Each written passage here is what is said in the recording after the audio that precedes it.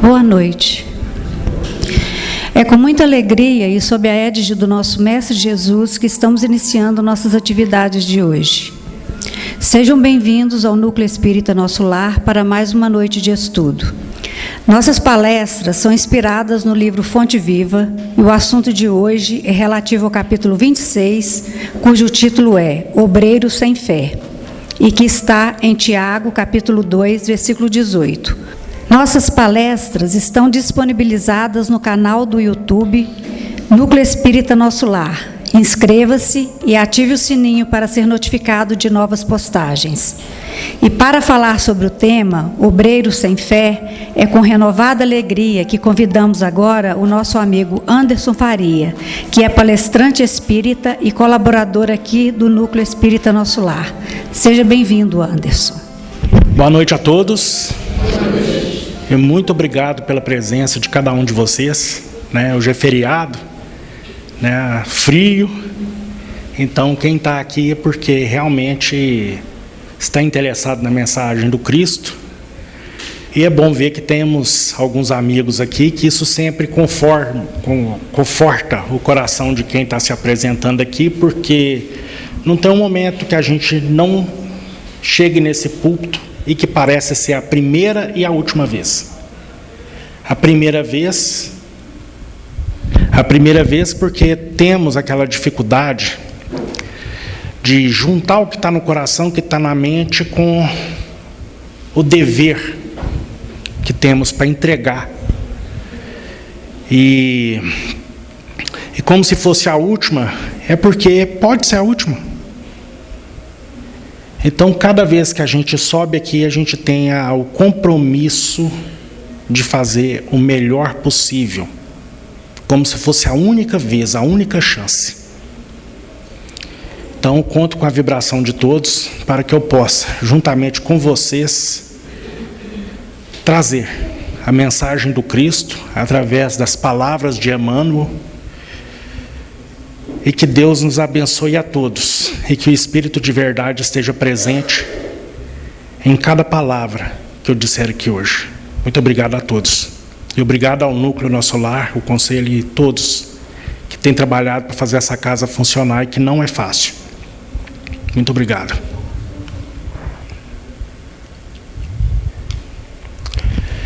Eu tenho iniciado as palestras contando uma história. Hoje eu vou contar a história de um livro inteiro da Bíblia. A história de Jonas, que é também uma parábola. A gente não vai entrar aqui na parte de peixe, baleia, se ele morreu ou se ele não morreu, porque tem uma discussão teológica sobre isso, e que afasta da mensagem. A mensagem é bem mais simples, e ela fala não só aqueles que têm a missão de levar a palavra, a vontade de Deus para todos, mas a todos aqueles que recebem em seu coração uma missão pequena ou grande e, por motivos egoístas, prefere não fazer. Pois bem, Deus, certa vez,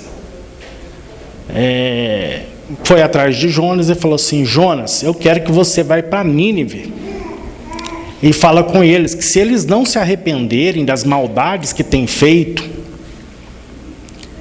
e não pararem de cometer aquelas iniquidades, é um povo muito guerreiro, é o antigo povo assírio,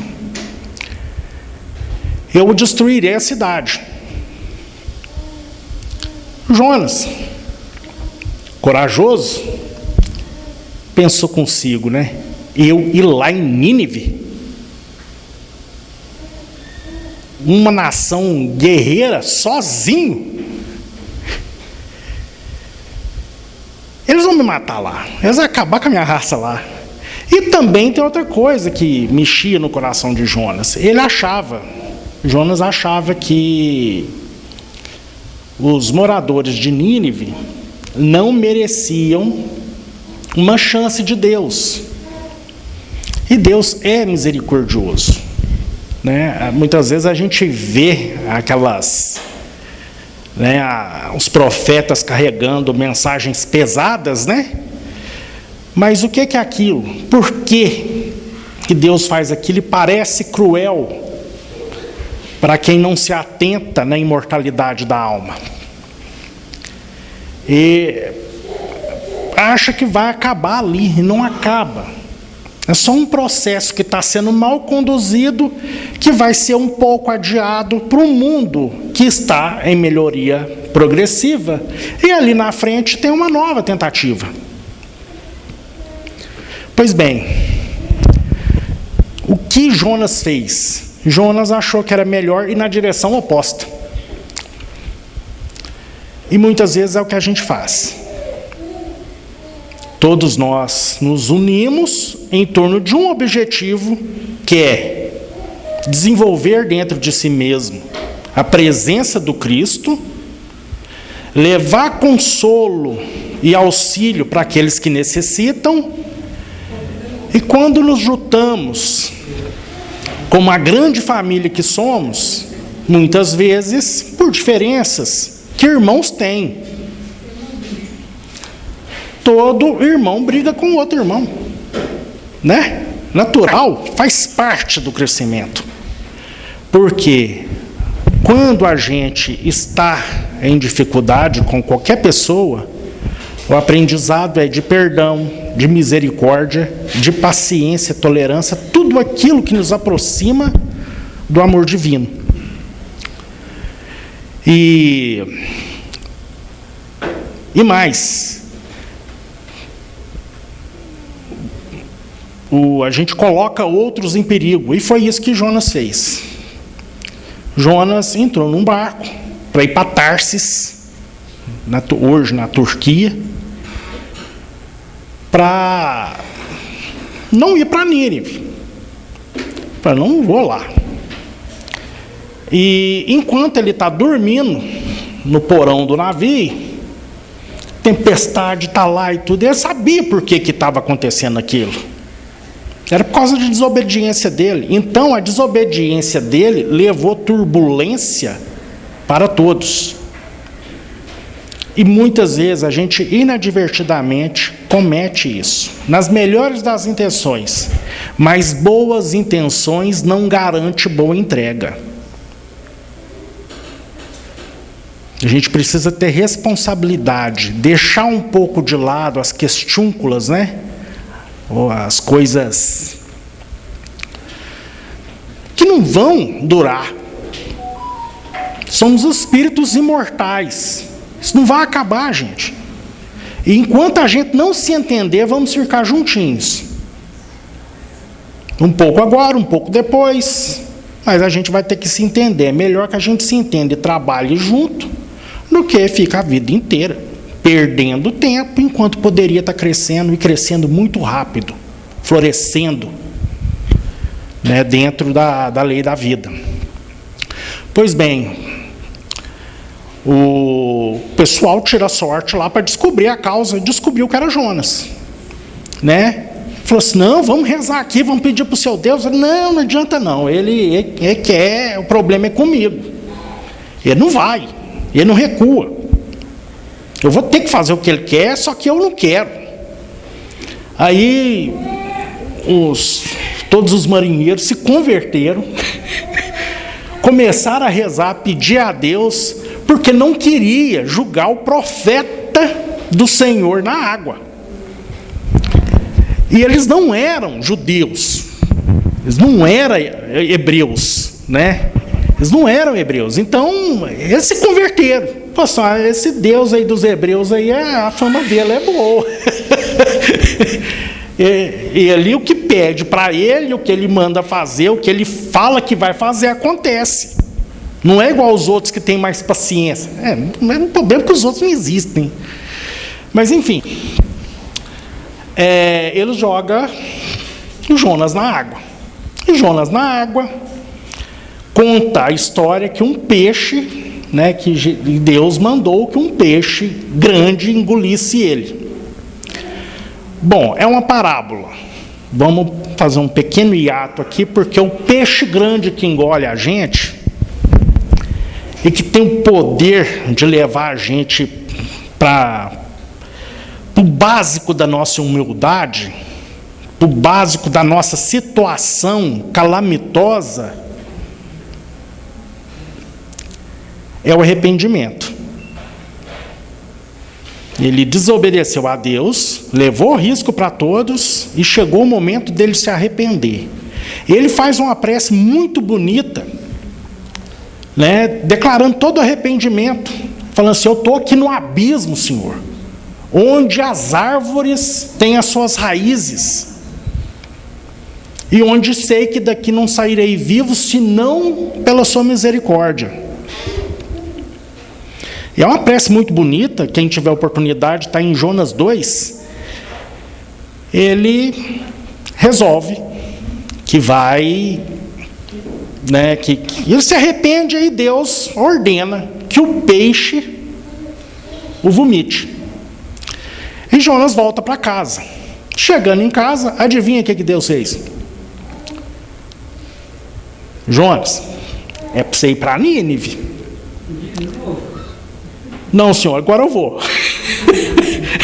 O peixe é terrível. Então, ele foi, né? E chegando lá em Nínive, só que assim, gente, ele não mudou a simpatia dele com as pessoas de Nínive. Ele queria que Deus botasse fogo em tudo. Ele foi lá para dar a má notícia para eles. Má notícia para eles e boa para Jonas. E Jonas foi. Falei: não, o Senhor está comigo, eu já era para mim estar morto mesmo, estou no lucro. E foi. Chegou lá e começou. Em 40 dias, Nínive será destruída. Em 40 dias, Nínive será destruída. E ele não falava a parte do arrependimento. Isso está registrado, eu conferi, sabe? Eu falei assim: Deus falou, para que tem uma parte do arrependimento, ele parece que ele engoliu isso aí. Só que o que acontece? Né? A gente que já entendeu um pouquinho do que a doutrina espírita nos fala, a gente tem aqueles irmãos mais ajuizados do plano espiritual, que fala na nossa consciência, fala no nosso coração, fala na nossa mente. E o que aconteceu? O próprio povo começou a se arrepender, se tornaram pessoas um pouco mais honestas, se vestiram, né, é uma expressão antiga de pano de saco, né? E, enfim, se colocaram de forma humilde, que até o rei, sabendo do que tinha acontecendo e sabendo qual era o Deus de Jonas, se arrependeu também, o próprio rei. Chegou ao ponto de declarar uma lei em que todos devessem guardar jejum, inclusive os animais, até os bichinhos sobrou para eles, e que fossem todos cobertos de pano de saco. Bom, se arrependeram, né? E Jonas, né, sabia que isso ia acontecer. O Senhor é misericordioso. Eu sabia que eu ia vir para cá e o Senhor ia fazer isso, porque é o que o Senhor faz. O Senhor perdoa quem se arrepende. Eles se arrependeram, perdi, vou passar por mentiroso. A preocupação com a própria imagem. Né, e no relato são 120 mil pessoas, está mais ou menos a população de Itaúna. Jonas queria que todo mundo pegasse fogo para satisfazer o ego dele.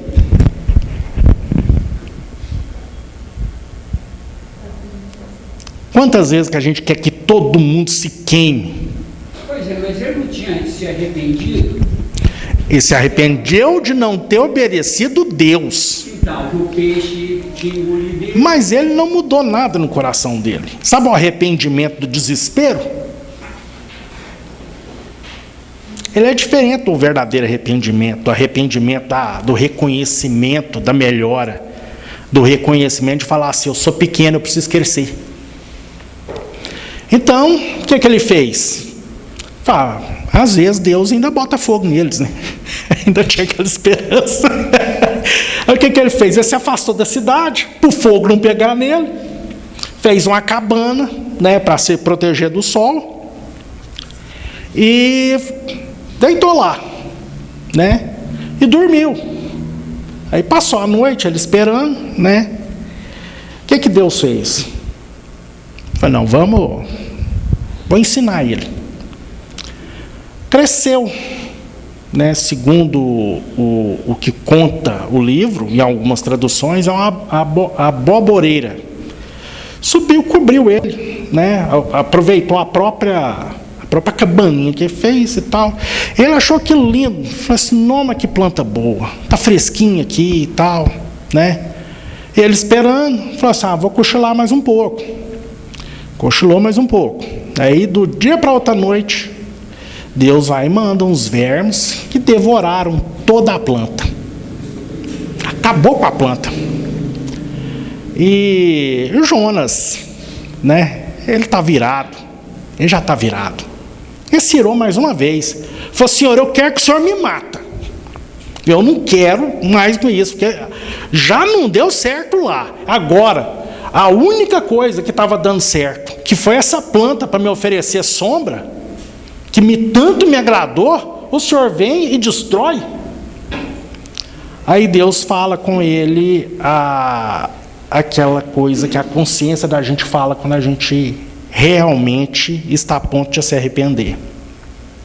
Jonas, é justo você se irritar com a morte de uma planta? Imagina eu, que os criei, cada um, os 120 mil de Nínive, e a cada um inspirei a vida, e a cada um tenho em meu coração. Ainda todos os animais, Nínive, cujos habitantes não sabem a diferença da mão esquerda e direita. É justo que tu ires, por eu não querer destruir todos eles? Eu os amo muito. Aí a pergunta que ficou para Jonas foi essa, né? É justo? Essa pergunta fica sem resposta no livro. Por quê? Essa pergunta não é só para Jonas. É para todos nós. Em cada momento, em cada decisão. Eu sempre falo, a gente se aproxima ou se afasta de Deus a cada decisão que a gente toma. Naqueles 2 segundos a 2 minutos em que a decisão é tomada. E, gente, é muito mais fácil tomar a decisão errada em pouco tempo do que tomar a decisão certa com um tempo prolongado. Porque a nossa tendência ainda é descer um pouco mais baixo.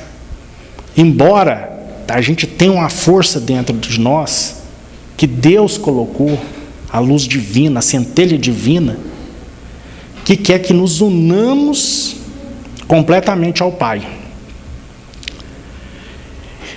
Então, né, vamos entrar na palestra em si, né?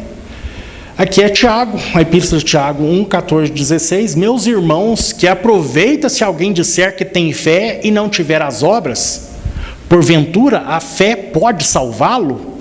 E se o irmão ou irmã estiverem nus e tiverem falta de mantimento cotidiano, e alguns de vós lhes disser, ide em paz, aguentai-vos e fartai-vos, e não lhes derdes as coisas necessárias para o corpo, que proveito virá daí? É o tapinha nas costas, né? Às vezes o amigo está sedento de auxílio, está necessitando o básico. E eu não estou falando aqui de coisas materiais, não. As coisas materiais a gente dá um jeitinho, né? Às vezes é um tempo, 5 minutos, né? Quantas pessoas... A pessoa só quer desabafar. O que mais acontece hoje é por causa dessa epidemia de depressão, Muitas vezes a pessoa só quer descarregar um pouquinho, porque o fardo dela está pesado demais, né? Então a gente deve oferecer um pouco da nossa força que ainda restou, porque às vezes a gente também não está com aquela força toda. Por quê? Deus age na criatura através da criatura. Então, se eu ajudo o meu irmão que está um pouco mais fraco que eu, Deus providenciará força para os dois, porque a vontade dele está sendo cumprida. Assim também a fé, se não tiver as obras, é morta em si mesma. Mas dirá alguém: tu tens a fé e eu tenho as obras. Mostra-me tua fé sem as tuas obras, e eu te mostrarei minha fé pelas minhas obras. Tu crês que há um só Deus, fazes bem. Também os demônios creem e estremecem. Essa é pesada. Né? Os espíritos malignos sabem da existência de Deus, tremem, mas vão para Tarsis. Porque o que determina se a gente é bom ou mal é a direção que a gente vai. Não é o que eu falo. É o que eu penso, o que eu falo e como eu ajo. Nas melhores das intenções, claro. Os demônios também, os maus espíritos, os espíritos rebeldes, eles também estão fazendo justiça, a justiça deles. Eles acreditam que estão certíssimos. Só que não vão para frente. E sofrem, e fazem sofrer. Vão para Tarsis, a afundar o barco dos outros. E o pior de tudo, não aceitam peixe. Mas, ó homem vão, queres tu saber que a fé sem as obras é morta? Porventura o nosso pai Abraão não foi justificado pelas obras quando ofereceu sobre o altar o seu filho Isaque? Bem vês que a fé cooperou com as suas obras e que pelas obras a fé foi aperfeiçoada. E cumpriu-se a escritura que diz: e creu Abraão em Deus, e foi-lhe isso imputado como justiça, e foi chamado amigo de Deus. Veio de então que o homem é justificado pelas obras e não somente pela fé. Pois bem, qual que é o ponto de Abraão aqui? Deus vai pedir tudo o que é dele, para que você se aproxime dele. Abraão foi pedido filho, que vocês conhecem a história. Ele teve Isaque já velho, depois de ter tido Ismael, conhecido nosso, mentor do Brasil. E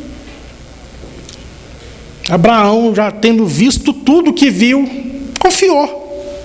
Falei assim: não, se Deus está pedindo é porque é necessário. E Abraão, juntamente com Noé, talvez seja aqueles que não questionavam. A fé deles era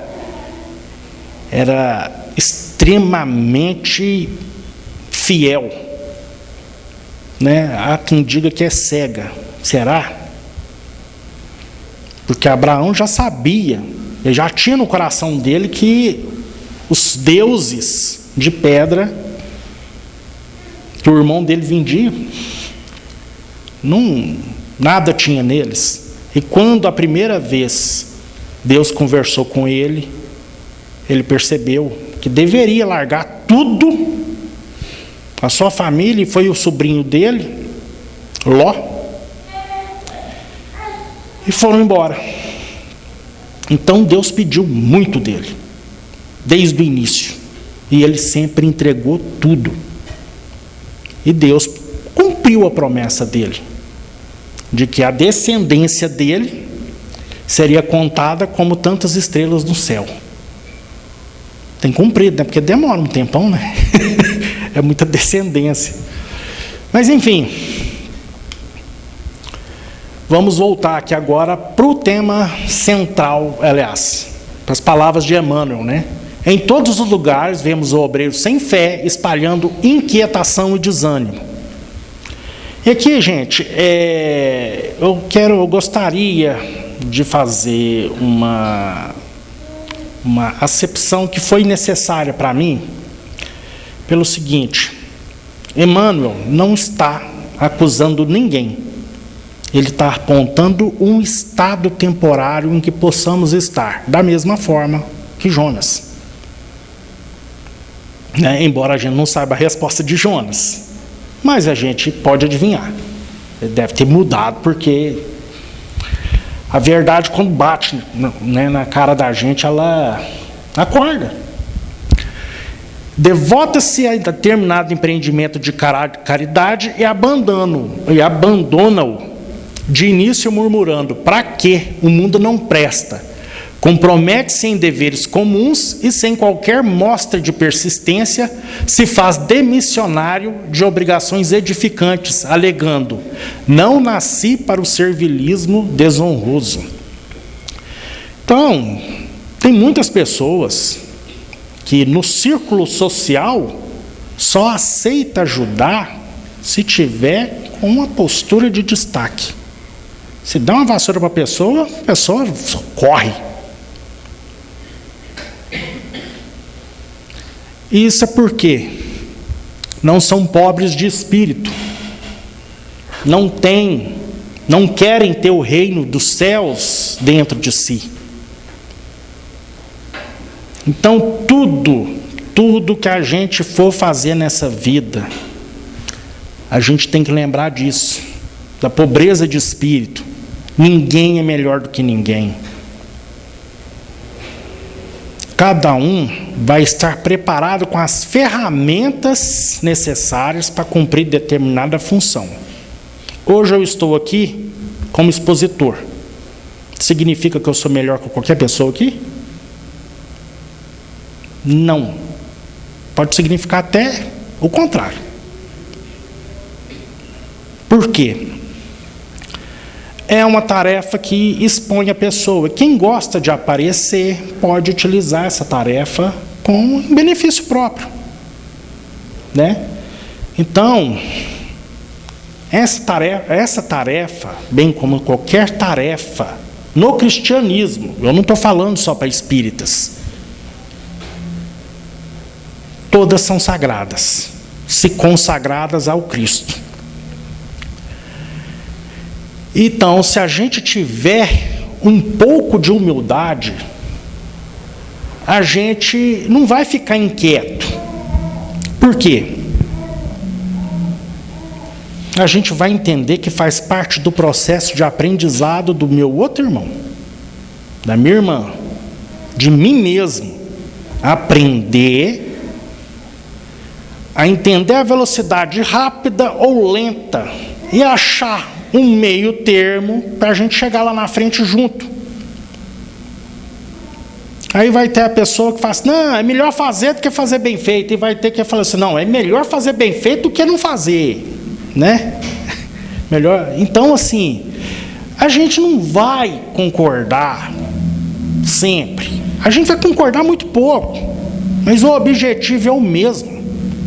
Então, se está difícil operar junto, senta e conversa. Mas senta e conversa para entrar num acordo. Não é para impor sua vontade. Vai dar errado. Tanto para quem está propondo, para quem está recebendo. É um método errado. Os corações têm que estar abertos e a humildade para dar certo. Sem dor. Aproxima-se da fé religiosa para desfrutar-lhes os benefícios. Entretanto, logo após, relega ao esquecimento, asseverando: tudo isso é mentira e complicação. Se convidado à posição de evidência, repete o velho estribilho: não mereço, sou indigno. Se trazido às testemunhas de humildade, afirma sob manifesta revolta: quem me ofende assim? Porque uma vez que você já conquistou um pouco de humildade, você ainda tem que ter a mansidão. O que é mansidão? É aguentar aquele que não é humilde, tanto quanto você não é também, e entender que ele vai ter dificuldades com você, da mesma forma que você tem com ele. E muitas vezes tudo isso é mentira e complicação. Por quê? No fundo, a pessoa não quer abrir mão de nada da vida passada. Vai, busca o auxílio, mas não quer devolver nada. E eu não estou falando devolver a casa espírita, a igreja, a família, nada disso. Devolver a Deus. Porque eu estou falando aqui não é de obreiro espírita, cristão, não, obreiro de Deus, obreiro do Senhor. Porque para ser obreiro de qualquer outra coisa não precisa ter fé, Pedreiro, se bem que tem que ter fé, na própria, que é tão, bom, enfim. E muitas vezes a pessoa é chamada a uma posição de evidência, que é difícil, e tem tarefas em qualquer âmbito que são difíceis. A pessoa fala assim, não mereço não, sou indigno. Mas o que quer dizer? Falou assim, eu mexer com isso, entrar nessa fria, só amolação, só aborrecimento, toda hora um vai me ligar, toda hora um vai me perturbar. Eu falei, Deus me livre, quero saber disso não. Não, estou quietinho aqui, está tudo em paz aqui. Que paz que é essa que não pode ser perturbada? É porque nunca teve paz. Se não pode ser perturbada, não houve paz. Porque assim a pessoa mostra, eu mesmo, estou aqui, Fala, se desse uma calma danada. Não sou não sou. Queria ser, mas não sou, infelizmente. Mas enfim, e trazido aos testemunhos de humildade, afirma sobre manifesta revolta. Ele já está sem a paz interna, a mansidão já foi embora. Aí quando ele fala, quem me ofende assim?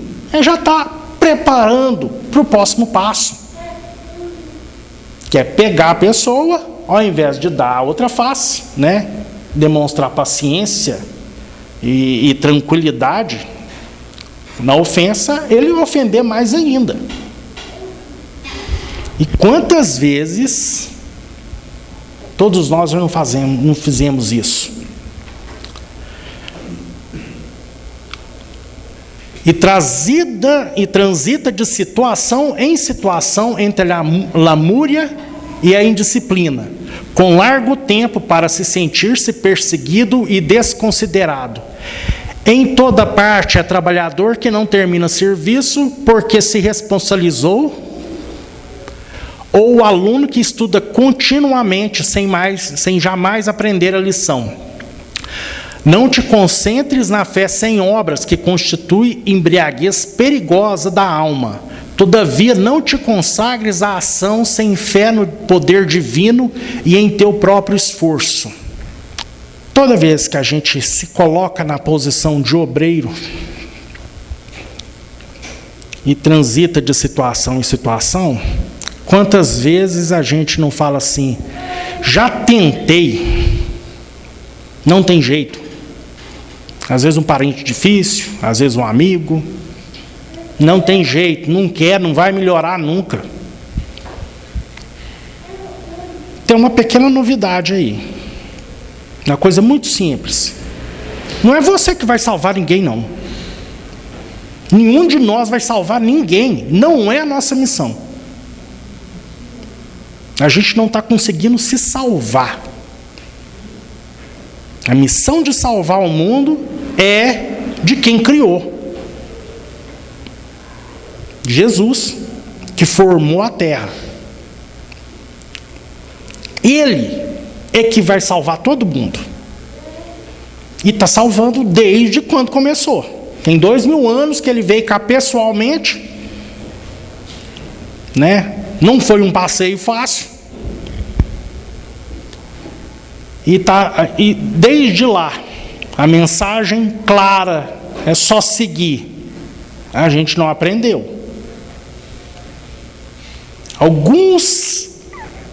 Mas é aquele negócio. Se a gente está na terra do jeito que está, somos todos farinha do mesmo saco. Algumas farinhas vão estar lá no fundo do saco, outras aqui, né? Outras transbordando, mas é tudo farinha do mesmo saco.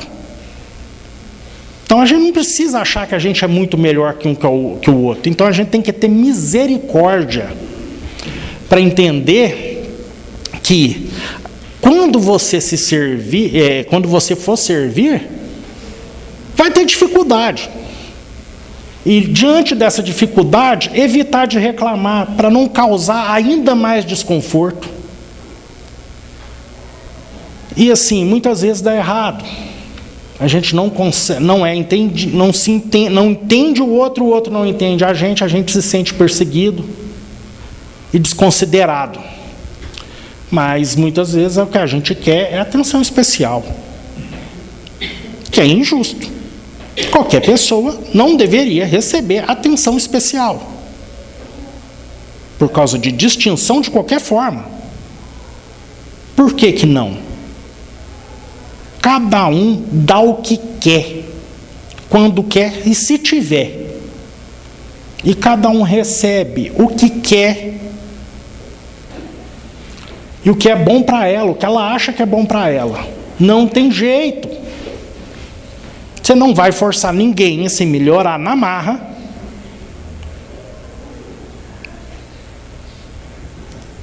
Porquanto a gente não gostaria de ser melhorado na marra também.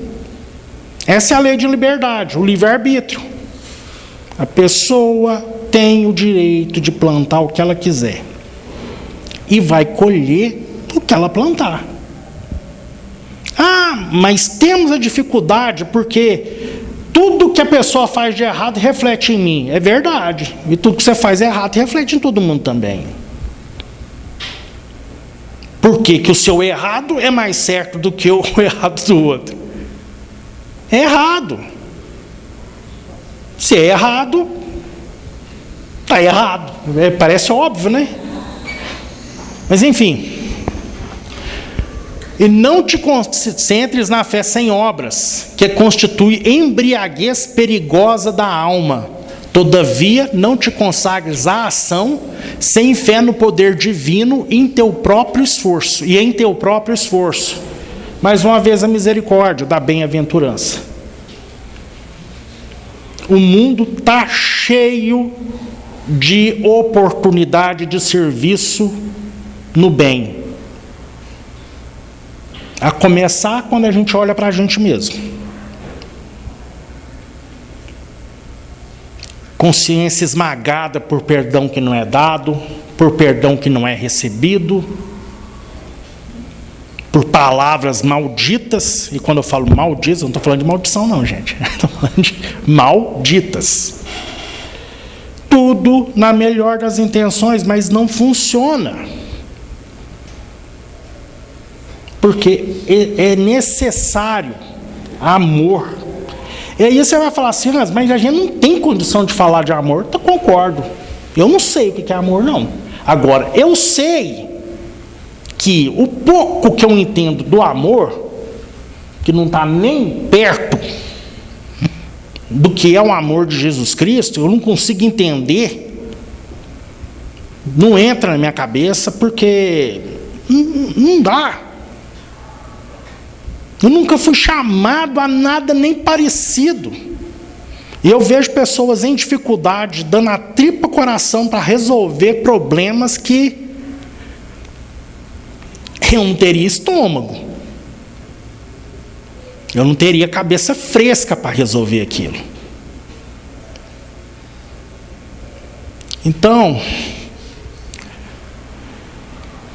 a gente também não deve agir para auxiliar sem fé no poder divino, no meu próprio esforço e no esforço daquele que recebe auxílio também. Eu tenho que acreditar. Não, eu vou fazer o que está no meu alcance, sem invadir o espaço dele. O resto Deus vai fazer. Deus tem seus mensageiros que são muito mais competentes do que eu mesmo. Mas eu preciso fazer minha parte. Porque muitas vezes a voz da consciência está gritando, mas a gente não quer ouvir. Nada melhor do que chegar um irmão, chegar perto da gente e falar assim: oi, vem cá. Você me falou que negócio lá e tal. Você acha que é uma boa ideia? Você já parou para pensar que vai acontecer isso, isso e isso? Não, mas isso eu vou resolver com isso, isso e isso. Tá, mas se der errado? Mas se der errado, eu estou perdido. É uma decisão muito grave. Pensa mais um pouco. Reza, faz uma prece e pede orientação. E esfria a sua cabeça durante uma semana. Se não esfriou a cabeça em uma semana, espera 2, 3, 4. Toda decisão te afasta ou te aproxima de Deus, independente de qualquer nível. Fala assim: Anderson, mas a decisão comercial me aproxima, afasta de Deus? Se você for honesto, trabalhar e valorizar funcionários, né, se você tiver a oportunidade de ter funcionários, enfim, se você agir certo e for instrumento, porque o dinheiro não é ruim, é um emprego que se dá a ele. Qualquer coisa nesse mundo é um emprego que se dá que torna aquilo vício ou virtude. Um remédio na dose errada é veneno. Um remédio, quando não se necessita dele, também é veneno. Então, a gente faz um pouquinho, pede intuição, pede ajuda para fazer um pouco mais, se for da nossa competência. Porque Deus capacita os escolhidos, né? Mas será que Ele me escolheu para certas tarefas? Será que eu estou fazendo do jeito que Ele escolheu para mim?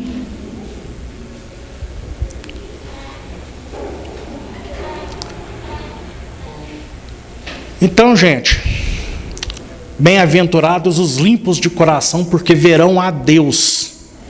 O servidor que confia na lei da vida reconhece que todos os patrimônios e glórias do universo pertencem a Deus. Em vista disso, passa no mundo sob a luz do entusiasmo e da ação no bem incessante, completando as pequenas e grandes tarefas que lhe competem, sem enamorar-se de si mesmo na vaidade e sem escravizar-se às criações de que terá sido venturoso instrumento. Revelemos a nossa fé através das nossas obras na felicidade comum, e o Senhor conferirá à nossa vida o indefinível acréscimo de amor e sabedoria, de beleza e poder. O puro de coração, eu imagino, ele não se preocupa consigo mesmo. Ele faz o que ele considera necessário, com prejuízo próprio. Sócrates, o famoso filósofo, não escreveu não uma linha. Eu conheço um também que não escreveu não uma linha, mas o ensinamento dele está até hoje aí. E ele só tinha que abnegar do que ele tinha dito. Falei assim: não, aceita que você está corrompendo os jovens e tudo. Não, eu não fiz isso. Não, confessa. né? E os amigos se juntaram a ele. Juntou os amigos e falou assim: não, vai te dar fuga. Vai tirar você daqui. E eu falei: não posso. Senão seria uma mentira. Porque vocês concordam comigo que se Sócrates não tivesse sido morto daquela forma, por causa da covardia da sociedade daquele tempo, os outros que estavam escrevendo iam escrever as coisas dele sem citar ele? Ciúmes?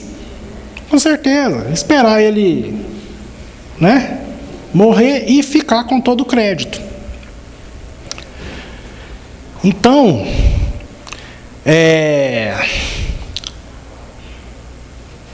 a gente tem que lembrar que tudo o que está nas nossas mãos nesse momento, família, emprego,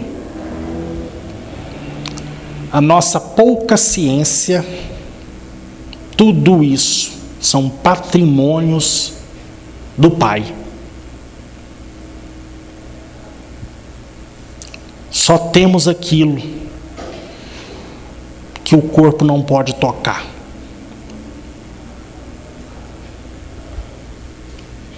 E todas as glórias do universo pertencem a Ele. Eu faço uma casa. A casa ficou bonita, né? Enfeitei ela toda e tal. A casa pode se envaidecer de ser bonita? Ela foi formada. Cada grão de areia ali foi pensado e colocado no lugar certo, com muito esforço.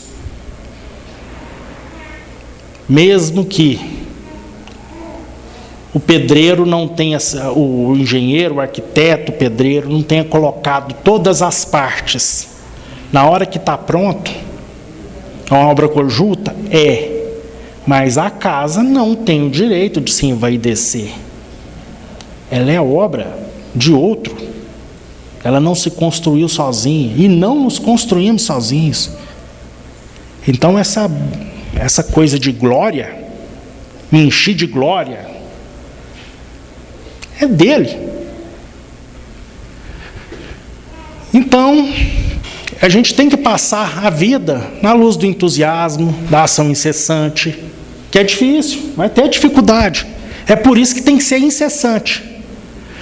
E as pequenas e grandes tarefas, porque vai ter hora que uma pequena tarefa, por mais que a gente não reconheça, ali na frente, vai fazer toda a diferença para si e para outros.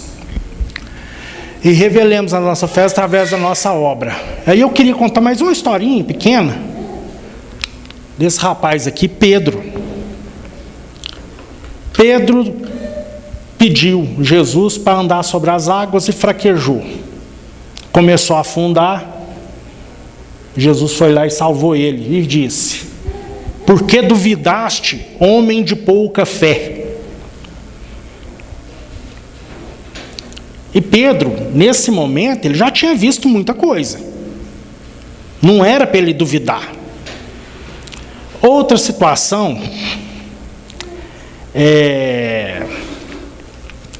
que Pedro agiu mal foi quando ele cortou a orelha, né, do soldado romano. Embora Jesus tenha falado para eles comprar espada, né? Mas não era para usar a espada. Porque você com a espada, a chance de você ser atacado é menor, não é? É um dispositivo de proteção, não é um dispositivo de ataque. Pois bem, e Jesus avisando para ele, ainda hoje, Jesus falou com os discípulos que eles iam entrar em parafuso, né? Eles iam ter dificuldade para suportar o que viria. E ele ainda falou com Pedro: espero que Deus fortaleça a sua fé, para que, passado todas essas dificuldades, você possa voltar e ajudar os outros. Pedro não tinha fé. Jesus tinha fé nele. E tinha fé em Deus, na ação de Deus sobre ele. Por quê? Eles iam perder o mestre dele numa condição que eles não acreditavam. O próprio Judas entregou Jesus porque achou que Jesus ia arrebentar a prisão, arrebentar tudo e libertar tudo pela força. Não vai forçar ninguém. Pois bem, 3 coisas que mostraram a falta de fé de Pedro. Mas assim, pouco depois do Pentecostes, estava João e Pedro. Ele passou pelo pórtico do templo, viu um rapaz que era coxo de nascença, pedindo esmola. E o que ele fala com o rapaz? Não tenho prata nem ouro, mas o que eu tenho eu te dou. E o que Pedro tinha? Fé. Fé que, pedindo a Deus, assim como Jesus nos ensinou, eis que o que pedirdes ao meu Pai em meu nome, vos será dado. Poderia não dar certo? Poderia não dar certo? Poderia. Talvez Jesus estivesse do lado, mas ele não sabia, não estava enxergando isso. Mas ele fez o que era necessário, fez o que ele foi treinado para fazer. Porque tem uma situação que Jesus manda todos eles de 2 em 2 para vivenciar, e depois, eles contando aquilo, Jesus corrigir cada um deles. E tem outra situação que assim é muito importante, que Paulo questiona Pedro sobre a mudança que ele teve de comportamento, porque na época eles estavam decidindo se os novos cristãos deveriam ou não ser circuncidados. E para quem não sabe o que é circuncisão, é cortar o prepúcio, E no homem adulto, a própria Bíblia conta isso, dá uma febre de 3 dias, a pessoa quase morre. A pessoa quase morre no adulto. Pois bem, ele juntou tudo aquilo, tudo aquilo ali, e teve a humildade, porque a fé dele já era forte o suficiente, de falar com Paulo: você está certo, eu mudei meu comportamento mesmo, me afastei dos gentios, porque chegou os nossos amigos judeus de Jerusalém. E ele já estava junto do pessoal, como se diz, junto e misturado. Aí ele se afastou, como se eles fossem impuros. Por quê? Por causa dos que tinham chegado. Ele estava preocupado com a imagem dele, com Tiago, Filipe, os outros que tinham chegado, eu não lembro. Acho que Atos nem fala quem eram eles. Pois bem, e tem uma outra situação. Quando Pedro está na beirada do mar e tem uma visão, de descendo do céu vários animais impuros, ele escuta a voz que fala, e os anjos descendo, entregando um pano, mata e sacrifica e os come. Aí ele fala assim: não, eu jamais comi nada impuro. Aí desceu de novo, aí na outra vez a voz fala com ele: não consideres impuro o que eu purifiquei. Passado alguns minutos, chega um pessoal, um centurião romano, estava pedindo a presença de Pedro, porque ele já cria em Jesus e queria ouvir as histórias, e converteu-se ali um romano e toda a sua família e servos. Ele estava indo para a toca do inimigo. Então, gente, a gente tem que ter fé em Deus, fé que Ele tem em cada um de nós, E a gente tem que perceber que, embora sejamos pessoas difíceis, pessoas imperfeitas, temos que trabalhar junto para construir o reino de Deus, não para Deus, para nós, em nosso espírito, para toda a eternidade. Muito obrigado a todos, que Deus abençoe a todos nós.